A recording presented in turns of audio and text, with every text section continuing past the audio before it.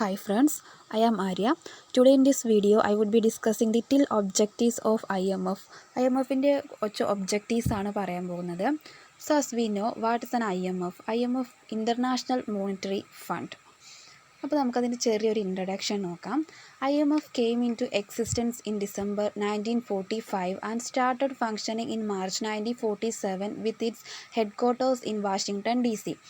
IMF exist ചെയ്തിരിക്കുന്നത് December 1945 start ചെയ്തിരിക്കുന്നത് 1947 മാർച്ചിലാണ്. With its headquarters in Washington DC. IMFൻ്റെ ഹെഡ് ക്വാർട്ടർ എന്ന് പറയുന്നത് വാഷിങ്ടൺ DC ആണ്.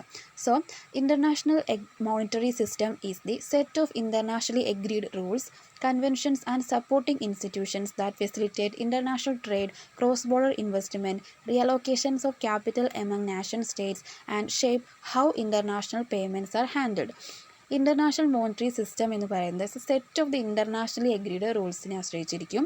The conventions and supporting institutions that facilitate international trade, അന്താരാഷ്ട്ര വ്യാപാരത്തിന് സുഗമമാക്കുക. And the cross border investment, അതിർത്തി നിക്ഷേപം എന്നൊക്കെ പറയില്ലേ. Reallocations of capital among nation states, and അതായത് നാഷൻ സ്റ്റേറ്റ്സിൽ ദേശീയ സംസ്ഥാനങ്ങളിൽ ക്യാപിറ്റൽസ് റീഅലോക്കേഷൻ ചെയ്യുക. And shape how international payments are handled, എങ്ങനെയാണ് ഇൻ്റർനാഷണൽ പേയ്മെൻറ്റ് കൈകാര്യം ചെയ്യുക എന്നതിനൊക്കെയുള്ള ഒരു ഇൻസ്റ്റിറ്റ്യൂഷൻസാണ് ഇൻ്റർനാഷണൽ മോണിറ്ററി സിസ്റ്റം എന്ന് പറയുന്നത്. An efficient international monetary system is a necessary preconditions for the smooth functioning and expansions of international trade and integrations and expansions of global economy. അതായത് international ട്രേഡിൻ്റെ സ്മൂത്തായ ഫങ്ഷൻസിനും എക്സ്പാൻഷനും ഒക്കെ വേണ്ടിയിട്ട് global economy, അതായത് ആഗോള സമ്പദ് വ്യവസ്ഥയുടെ എക്സ്പാൻഷനും ഇൻ്റഗ്രേഷനും ആവശ്യമായ ഒരു എഫിഷ്യൻ്റ് ആയിട്ടുള്ള ഒരു സിസ്റ്റമാണ് international monetary system. Its key purpose is to provide a framework that facilitates the exchange of goods, services and capital among countries.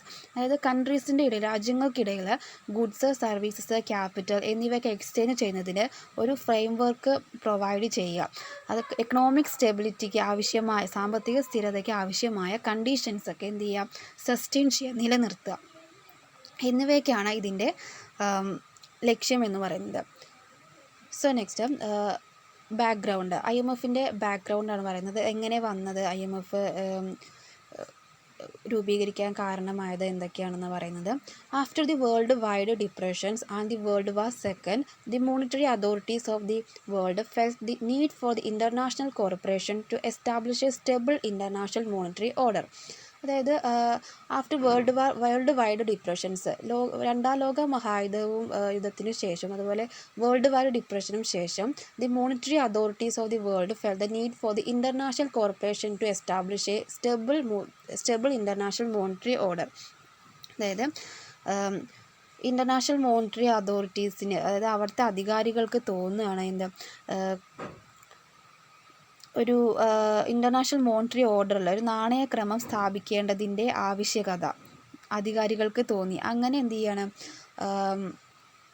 with these objectives of 44 countries assembled at the United Nations Monetary and Financial Conferences held at the Bretton Woods, New Hampshire in July 1944.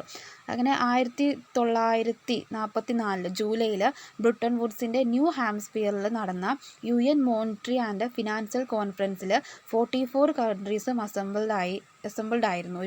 ഒരു international monetary ഓർഡറിൽ international corporation establish ചെയ്യുക എന്നാണ് അതിൻ്റെ ഉദ്ദേശമുണ്ടായിരുന്നത്. ഈ സമ്മേളനത്തിൽ പ്രത്യേകമായി പറഞ്ഞിട്ടുണ്ടെങ്കിൽ അത് ലോകത്തെ സാമ്പത്തിക പ്രതിസന്ധിയിൽ നിന്ന് കരകയറാൻ വേണ്ടിയിട്ട് രാജ്യാന്തര ബാങ്കിങ് സ്ഥാപനങ്ങൾ വേണമെന്നായിരുന്നു. അപ്പോൾ ഈ ആവശ്യപ്രകാരമായിരുന്നു ഈ IMF രൂപീകരിച്ചിരുന്നത്.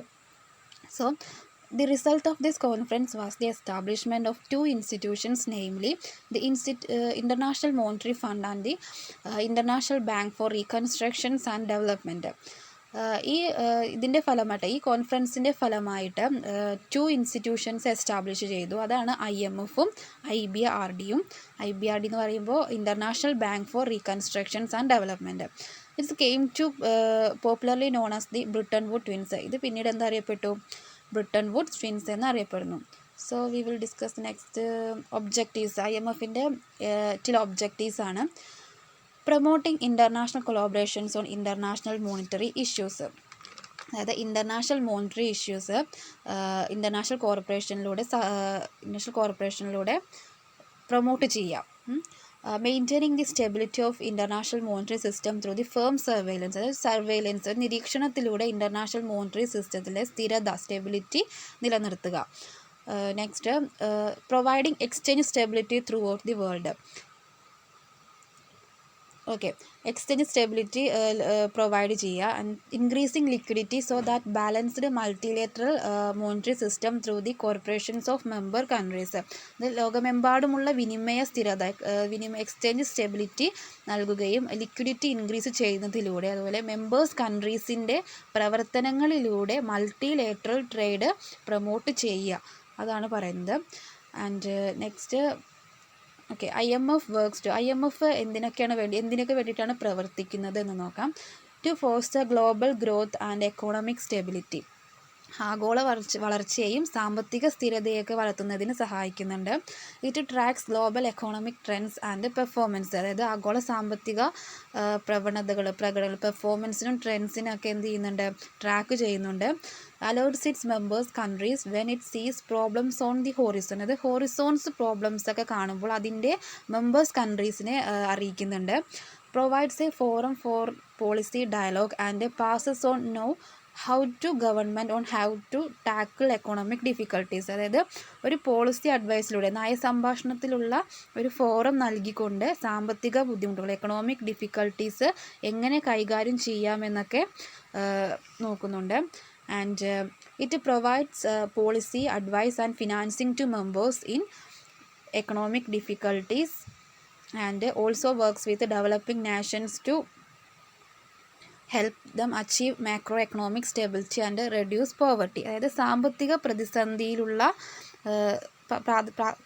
പ്രതിസന്ധിയിലുള്ള അംഗങ്ങൾക്ക് ഒരു പോളിസി അഡ്വൈസ്, നയപരമായ ഉപദേശത്തിലൂടെയും ഇതിന് ധനസഹായവും നൽകുന്നതോടൊപ്പം തന്നെ മാക്രോ എക്കണോമിക് സ്റ്റെബിലിറ്റി കൈവരിക്കുന്നതിനും ദാരിദ്ര്യമൊക്കെ, പോവർട്ടി റെഡ്യൂസ് ചെയ്യുന്നതിനൊക്കെ സഹായിക്കുന്നതിന് ഡെവലപ്പിംഗ് നാഷൻസ് ആയിട്ട് പ്രവർത്തിക്കുന്നുണ്ട്.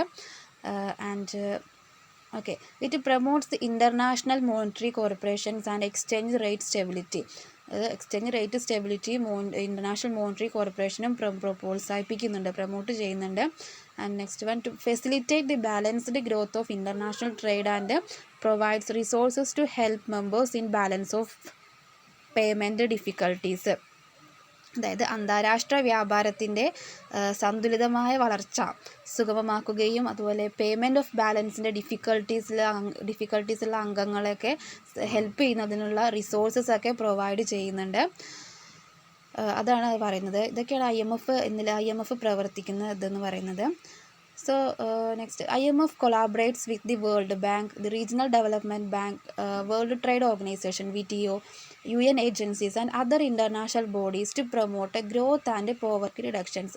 പോവർട്ടി റിഡക്ഷൻ ചെയ്യുന്നതിന് വേണ്ടിയിട്ട് IMF എന്ത് ചെയ്യുന്നുണ്ട്, world bank, regional development banks, world trade organisations, UN agencies and other international